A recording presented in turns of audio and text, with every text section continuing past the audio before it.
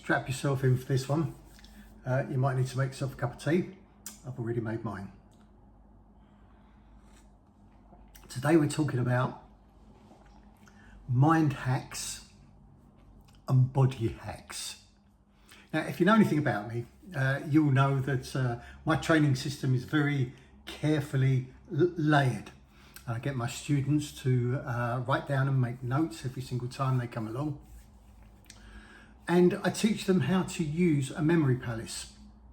A memory palace is a standard method of remembering things. And my whole training system works on keywords, key phrases, ideas, principles.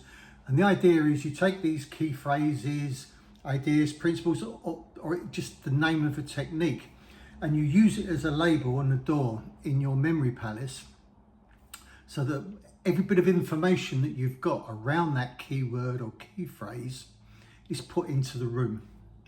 Lovely way to remember. So like, even if you're doing a form or a kata or whatever, and you might just use the name of the technique, and the name of the technique is on the door. You open the door and everything you need to know or remember is stored in that room. Now this method, this hack of memory and mind really works well, and it's worth learning how to use it and how to apply it, and that way you never forget anything. I can give lectures for every Sunday I do a 5-hour seminar. I don't need to make a single note, because all I have to do is go to each of these doors, open the door, and everything in the room is there for me to be able to explain and teach. So it does work really effectively. Now, another hack is to do the same with the body. So you can have the equivalent of a body palace. Now this is like, I guess you would call this really advanced training. Now you've heard me talk about or read about me using things like Chap Sao, Jikiden, direct transmission, and this is done wordlessly. So the memory palace is to do with mind and thought. So when you're going to use or apply a technique, you need to plan what you're going to do in your head first, and then do it at a speed that you can do it correctly, and then correct anything that you didn't do right. But it's quite a hard way. It's a long-winded way of doing things. And most people are just stuck in that bit, right? But there is a much, much better hack.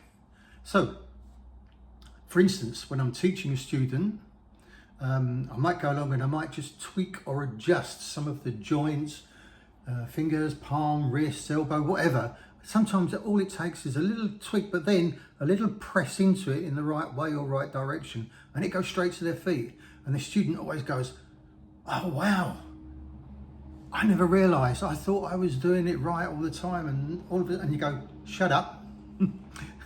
Let your body get this. You just felt it. You don't need to say anything. You don't need to put anything into words. Your body now has felt it. It's experienced it. And that is a little bit like the label on the door for your body. Your body knows what to do. You know yourself, when you've learned a form or you've learned a kata or whatever, you don't need to use your thinking mind, do you? You can just do it. When you drive to the dojo, if you've driven there loads and loads of times, practiced it a lot of times if you like, you don't need to think about driving there. Quite often you'll get there and you'll go, "I don't even remember driving here," which is not good, incidentally, because you want to train your awareness. But my point is, your body knows what to do. Once you've internalized something, your body knows it. And this is like direct knowledge.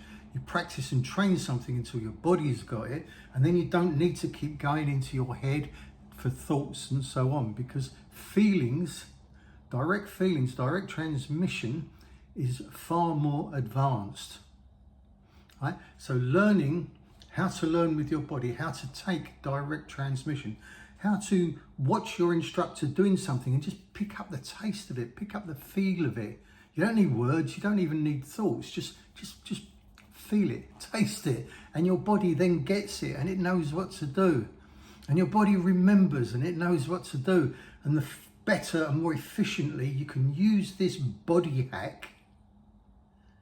The mind bit, you've still got to use it, of course. It's one of our tools. It's one of the tools in our toolbox, but it's not the only one, and it's not necessarily the most efficient one.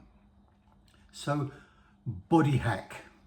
Start to watch, copy, feel. If you've got a good teacher, your teacher, get them to touch, get them to adjust, get them to put you into the right position. Feel the connections that go right the way through the body down to the feet. And then don't talk about it. You don't need to. Learn with your body. It's a much, much more efficient way of doing things, and an advanced way, okay?